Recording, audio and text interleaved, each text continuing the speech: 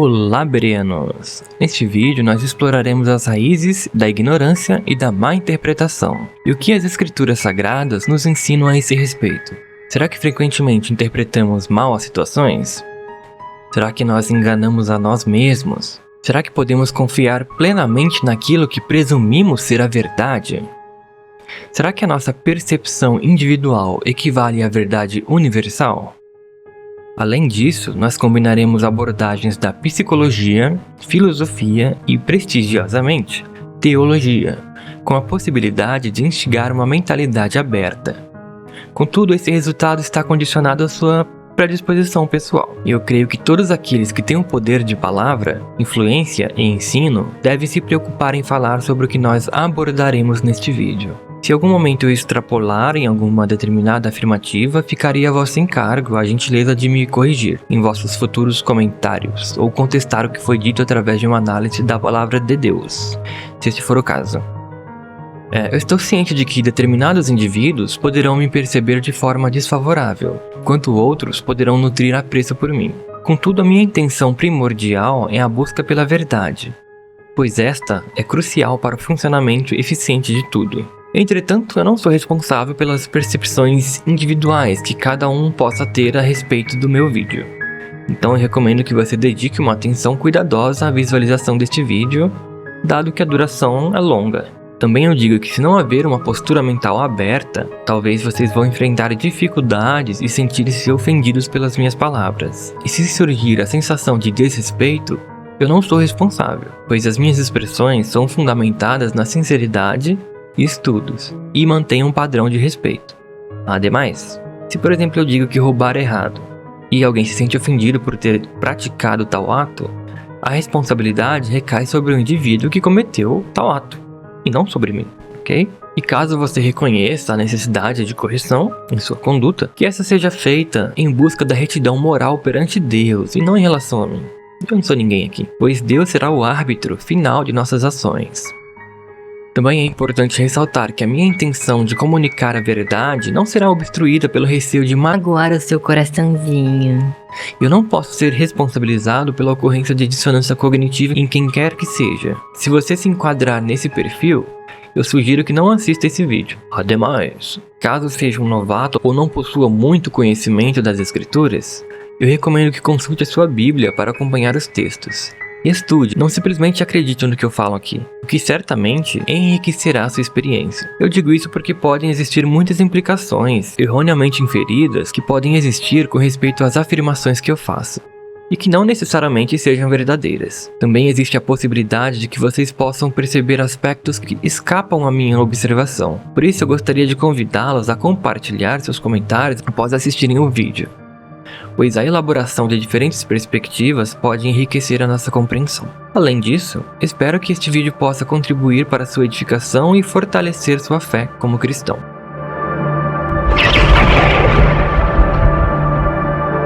Bom, estou ciente de que muitos indivíduos podem se sentir instigados após esta introdução. No entanto, é imperativo ressaltar que eu não assumo responsabilidade por ações decorrentes de tal curiosidade. Esse vídeo foi separado em várias partes porque eu gravei um vídeo de 2 horas e 34 minutos, mas o rendimento não foi o que eu esperava em relação à minha narração. Então eu decidi regravar em partes para vocês melhor assistirem. A ignorância e a má interpretação em questão. O título do vídeo, intitulado Ignorância e Má Interpretação, sugere uma correlação entre esses dois fenômenos.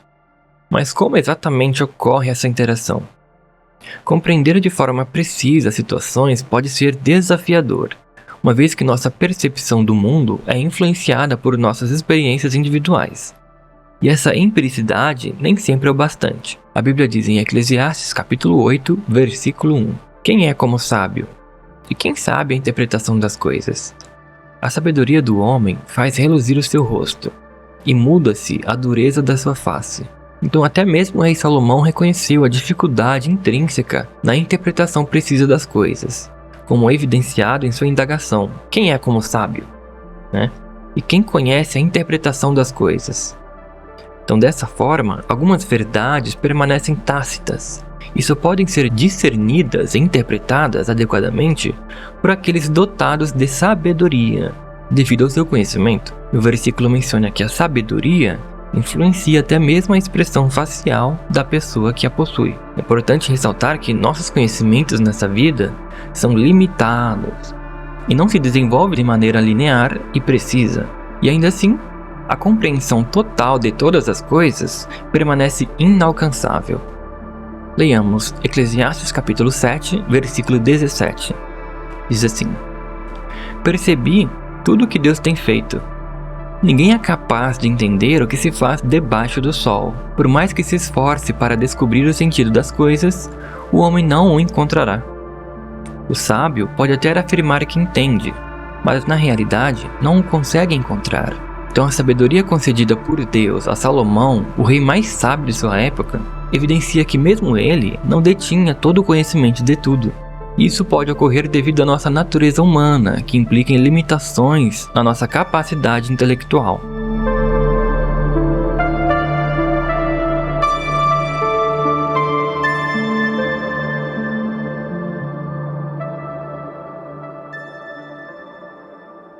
Indagações filosóficas sobre a sociedade. Bom, eu acreditava que as minhas percepções eram únicas. Mas é possível que outros compartilhem das mesmas impressões que as nossas. Alguns podem conjecturar que as minhas próximas observações são influenciadas pela falta de interação social. E, no entanto, é relevante mencionar que a minha afirmação é embasada em conceitos filosóficos advindos da filósofa de renome Lúcia Helena, cujas referências estarão disponíveis na descrição deste vídeo para sua consulta. Ela argumenta que vivemos em uma sociedade onde muitos indivíduos demonstram falta de curiosidade em relação à busca pela verdade e sobre os fenômenos do mundo e da vida. Quando o indivíduo forma uma opinião e essa opinião o favorece, mesmo que seja demonstrado que essa opinião está incorreta, ele pode relutar em aceitar essa correção, pois está mais interessado em preservar a sua versão da verdade, o que lhe é pessoalmente vantajoso. Então, em vez de buscar a verdade objetiva, muitos se concentram em promover suas próprias narrativas, buscando o que torna suas perspectivas mais atraentes e envolventes. Assim, a opinião individual é considerada mais relevante do que a verdade objetiva. É como se não existisse a verdade e cada um busca a sua.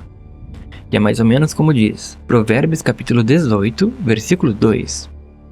O insensato não tem prazer no entendimento, senão em externar o seu interior. Então o versículo menciona que o insensato não encontra satisfação no entendimento, ou seja, não demonstra interesse em aprender ou compreender as coisas. Em vez disso, prefere expressar suas opiniões sem aprofundar-se no conhecimento adequado, sem buscar compreender a verdade subjacente aos fatos. E o problema reside no desinteresse em compreender a realidade das coisas, o porquê e o propósito de sua existência. Isso pode levar a uma ignorância em relação às questões fundamentais da humanidade, como qual é o propósito da vida, por que estamos aqui. Então, se houver uma verdade a essas questões, é importante considerá-las com seriedade. Se nos preocupamos apenas com os nossos interesses pessoais e favorecemos nossas próprias visões, mesmo que estejamos equivocados, corremos o risco de viver sem um propósito claro e sem o objetivo de buscar melhorias em nosso desenvolvimento espiritual e como seres humanos. E eu creio que existe um déficit nos estímulos nessas áreas, consideradas como entediantes, né? Então, esses processos exigem esforço intelectual, compreensão e estudo. Atividades que para muitos não provocam uma resposta de liberação de dopamina no cérebro.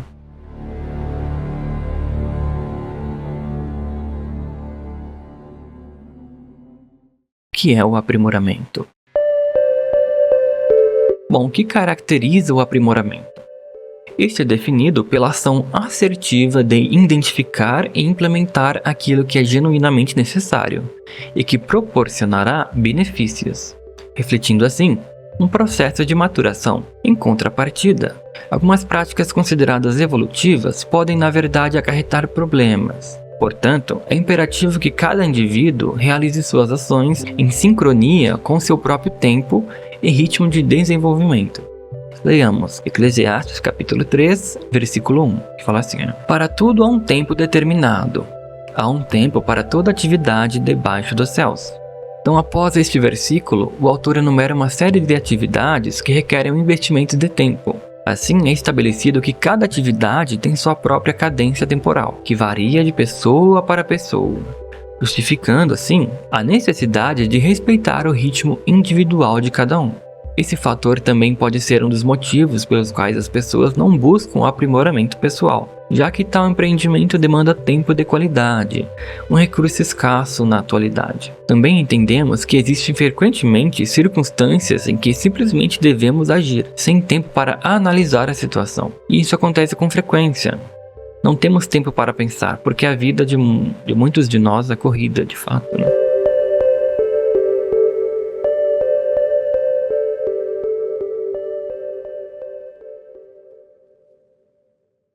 O conhecimento e a verdade objetiva é evitado.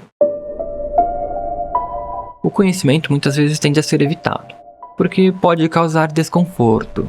É como diz Eclesiastes capítulo 1, versículo 18, que fala assim, ó: muita sabedoria, muito desgosto. Quanto mais conhecimento, mais sofrimento. Então, à medida que expandimos nosso repertório de conhecimento que outros não possuem, isso pode intensificar o desconforto emocional, pois quando nossa capacidade de discernimento se amplia, é revelada uma miríade de imperfeições e desafios, cuja resolução pode se mostrar elusiva. Portanto, o processo de busca de conhecimento não é percebido como convidativo. A ponderação de perguntas significativas e o acúmulo de conhecimento frequentemente desencadeiam uma sensação de desconforto, desafiando a estabilidade emocional individual ao confrontar as zonas de conforto. Ocasionalmente, negligenciamos profundas reflexões sobre esse aspecto ou tomamos consciência de que a nossa motivação em estar vivendo não corresponde às nossas expectativas pessoais. Ou ainda, essa motivação pode estar ausente, sendo substituída por um projeto específico ou nem isso. Uma vez que esse projeto é concluído, o propósito de vida inicial é encerrado.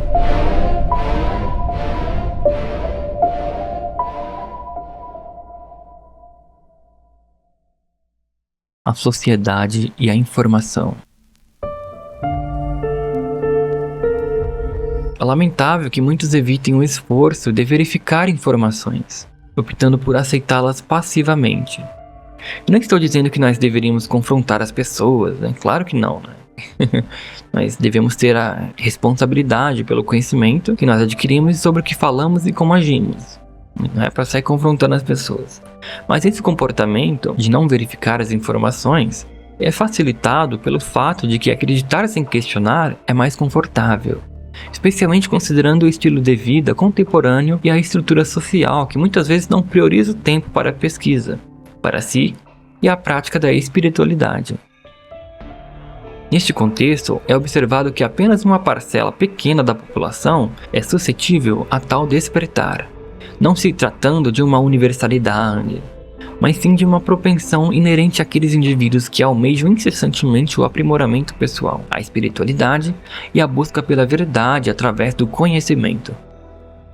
Contudo, paradoxalmente, embora as condições propícias para o aprimoramento humano estejam presentes na sociedade, notadamente na era da informação, parece existir um déficit nos estímulos necessários e pouco interesse coletivo em promover tal progresso. O interesse predominante parece estar direcionado para a satisfação do ego individual, enquanto questões relacionadas ao aprimoramento pessoal e à espiritualidade frequentemente recebem escassa atenção, ou mesmo são ignoradas em certos casos. Isso explica porque é muito raro nascer um Albert Einstein ou um Nikola Tesla, né?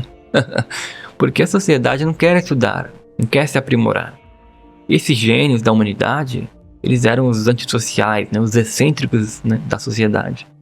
E não que eles não gostavam de pessoas, mas porque suas ideias eram diferentes da grande massa, né? Eles eram indivíduos que, por assim dizer, viviam em seu próprio mundo, né?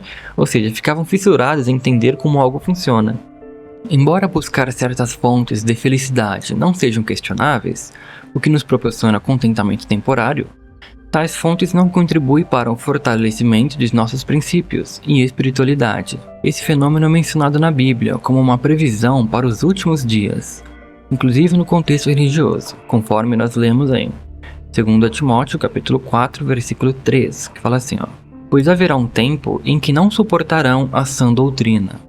Pelo contrário, cercar-se-ão de mestres segundo as suas próprias cobiças, como que sentindo costeira nos ouvidos. Então nesse texto é mencionado que em algum momento as pessoas não iriam mais querer ensinamentos da sã doutrina e procurariam mestres, ou seja, instrutores que confirmassem suas próprias opiniões, que falariam o que eles querem ouvir. E isso soaria como cócegas nos ouvidos. Esse fenômeno acontece tanto na sociedade em geral quanto no contexto religioso. Mas outro texto diz, Eclesiastes capítulo 7, versículo 4. O coração do sábio está na casa onde há luto, mas o do tolo na casa da alegria. Ou seja, então este versículo ressalta a importância de fomentar a sabedoria e a seriedade em nossas vidas. Ele nos estimula a pensar sobre as decisões que fazemos e no que priorizamos, buscando encontrar uma alegria genuína que vem de viver de acordo com os princípios divinos. Procurar por fontes de felicidade nem sempre significa priorizar o que é mais significativo. Quando enfrentamos situações de luto, temos a oportunidade de aprender sobre a pessoa que partiu e sobre seu legado. Nesse momento, o foco está em adquirir conhecimento e crescer como indivíduo, ao invés de buscar apenas a satisfação do ego. E é inegável que ao final dessa existência, não podemos transportar conosco nenhum bem material. Se eventualmente transcendermos para uma existência celestial, a única coisa que permanecerá conosco é o conhecimento. Da mesma forma, se houver uma ressurreição na Terra, as nossas lembranças serão limitadas ao conhecimento adquirido em nossa vida anterior. Então a vida presente, portanto, é passageira. Devemos focar na nossa espiritualidade. Veja o que diz 2 Coríntios capítulo 4, versículo 18. Sendo assim, fixamos nossos olhos não naquilo que se pode enxergar, mas nos elementos que não são vistos, pois os visíveis são temporais, ao passo que os que não se veem são eternos. Então aquilo que é tangível tende a ser temporário, enquanto o intangível possui uma natureza eterna. Então o conhecimento e a espiritualidade, por serem elementos invisíveis, são considerados eternos. Portanto, é aconselhável direcionar a nossa atenção para as questões invisíveis, para a espiritualidade e a intelectualidade, em vez de nos concentrarmos apenas no aspecto físico, priorizando aquilo que verdadeiramente tem importância a longo prazo.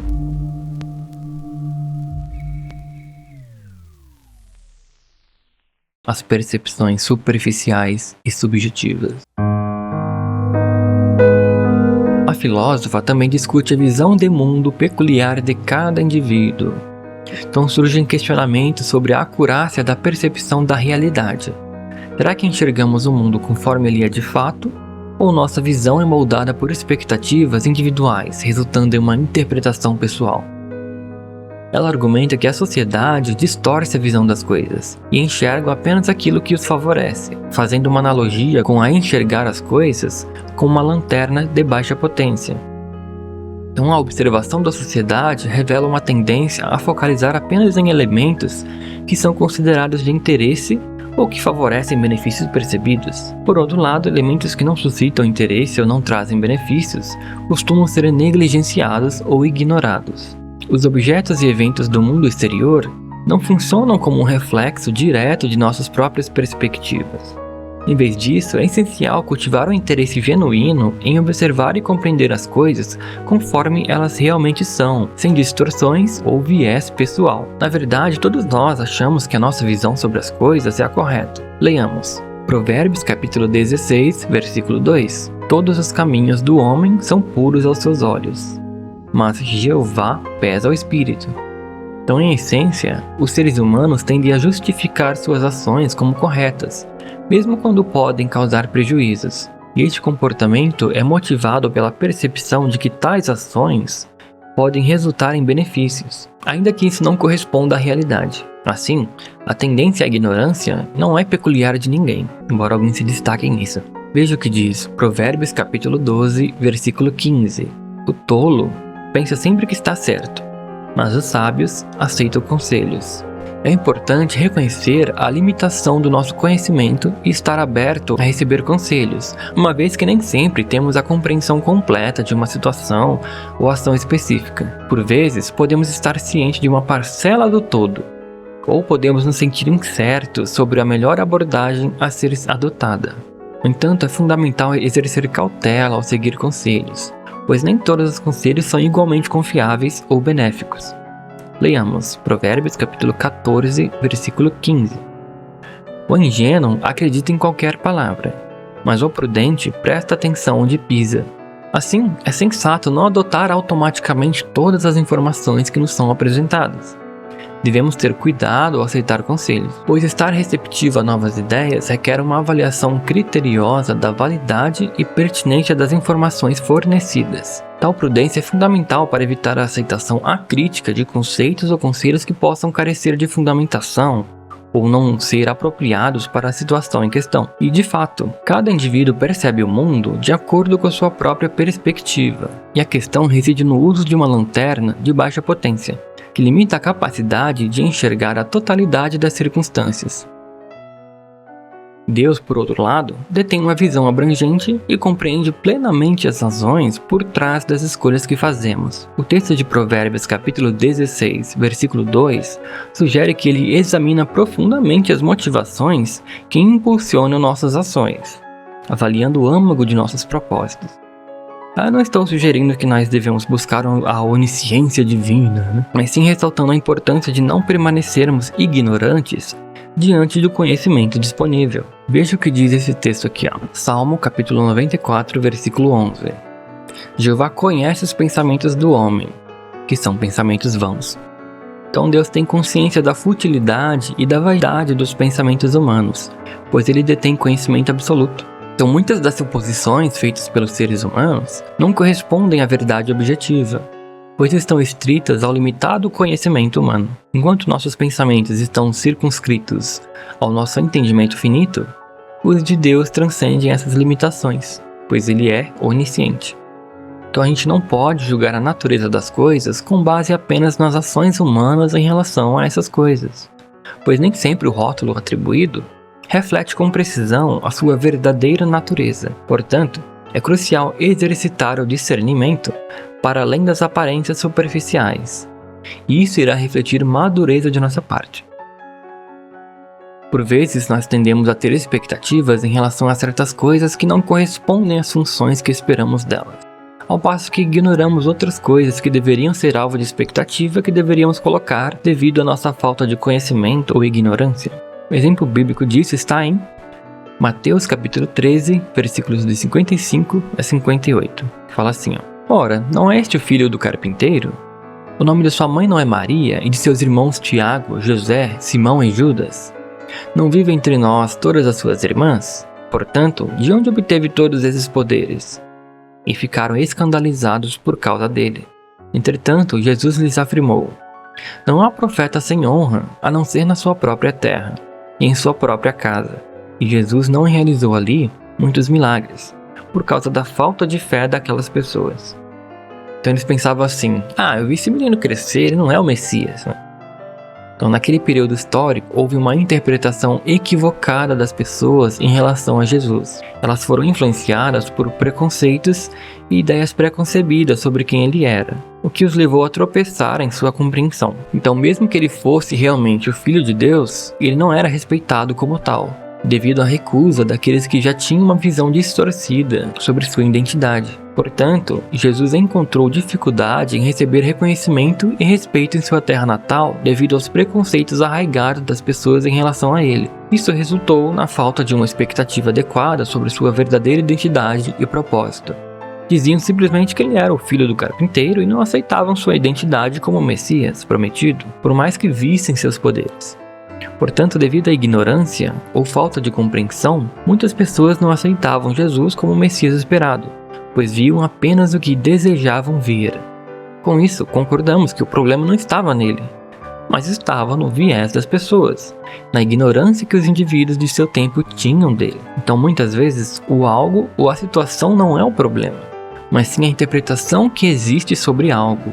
Às vezes o problema está em quem julga, e não no julgado. Jesus até disse, Mateus capítulo 11, versículo 6, fala assim: Feliz é aquele que não acha em mim causa para tropeço.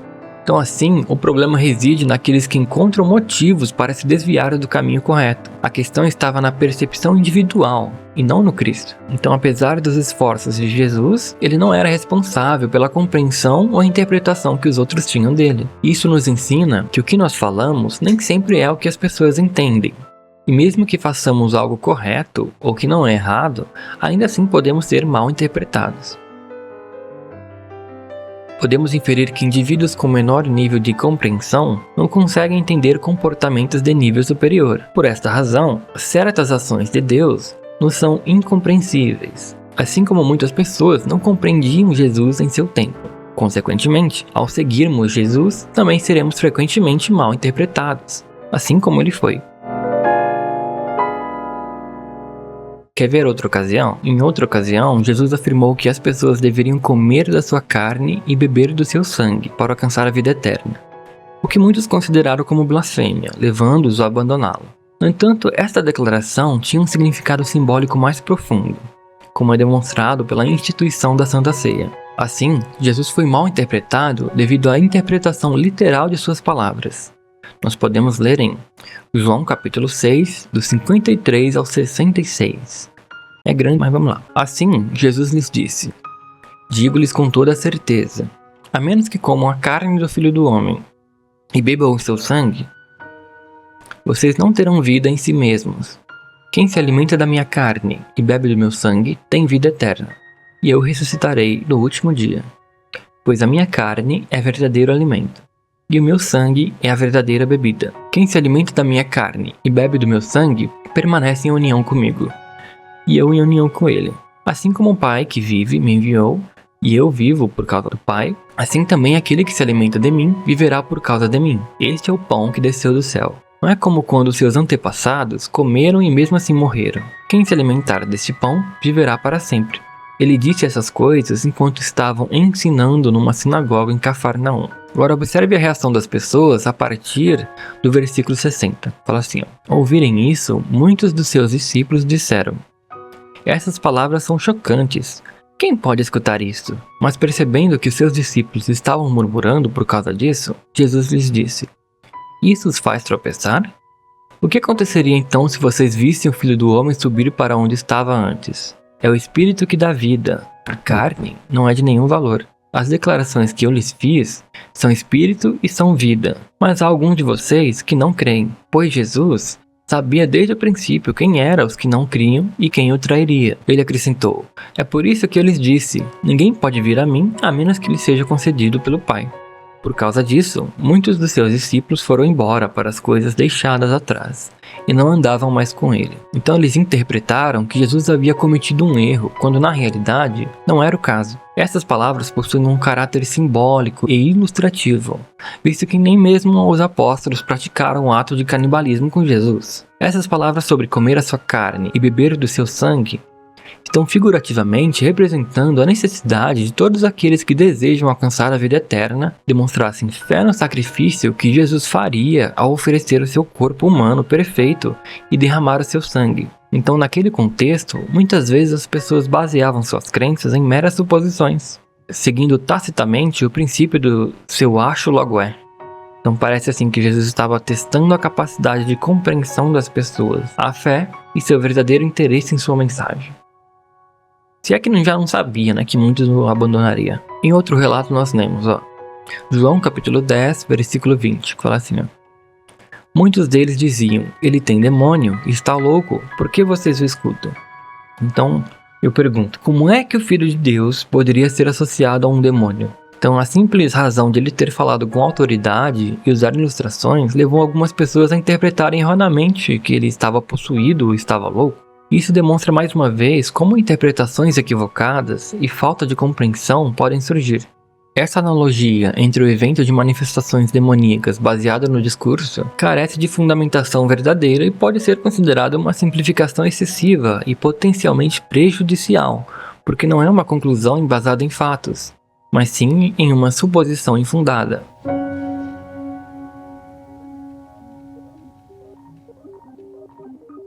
Viver na era da informação não é o suficiente.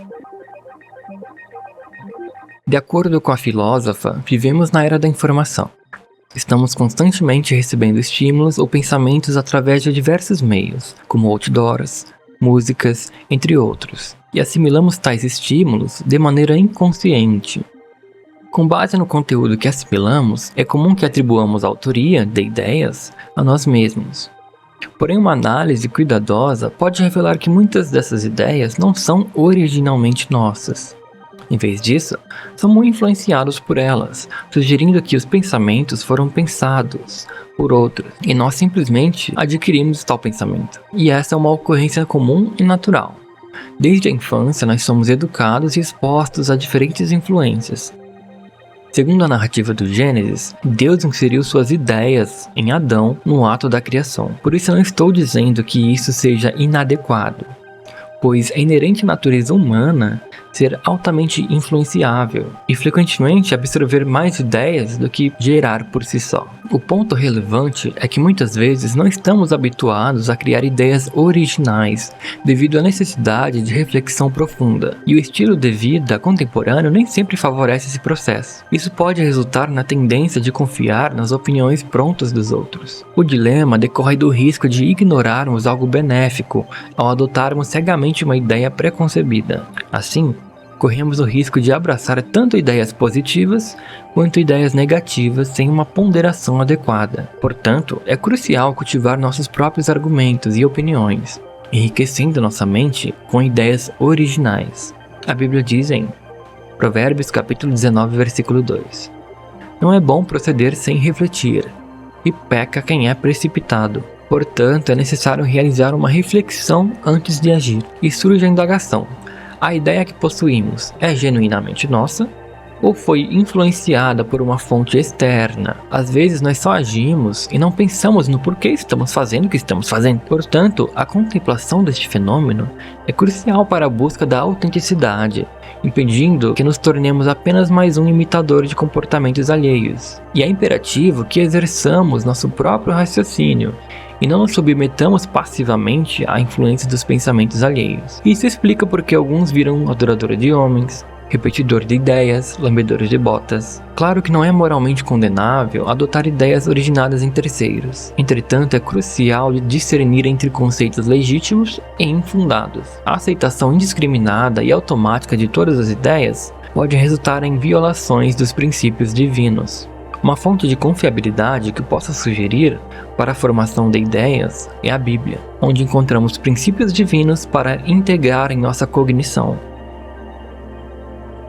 No entanto, é importante notar que a própria Bíblia nos incentiva a reflexão. Não estou dizendo que a gente tem que virar um filósofo, mas sim de nós cultivarmos o senso crítico. Naturalmente, demanda tempo até que formemos completamente nossas próprias ideias. No entanto, ao seguir esse processo, podemos analisar e avaliar a validade de certos pensamentos, além de aprimorar nossas ideias para garantir que sejam genuínas e fundamentadas. Claro que muitas vezes é muito mais fácil e confortável ter alguém pensando por nós. E um estudo científico revelou isso, que o sentimento de responsabilidade é reduzido quando somos coagidos a fazer alguma coisa, ou seguimos uma ordem, porque o nosso cérebro encara aquilo como eu estava apenas seguindo ordens, e isso se torna uma justificativa para não ser punido. E o ser humano é suscetível à influência social, todos nós somos, O ser humano é como uma esponja, levando muitas vezes à adoção dos padrões de pensamentos estabelecidos pela sociedade, visando aceitação e integração.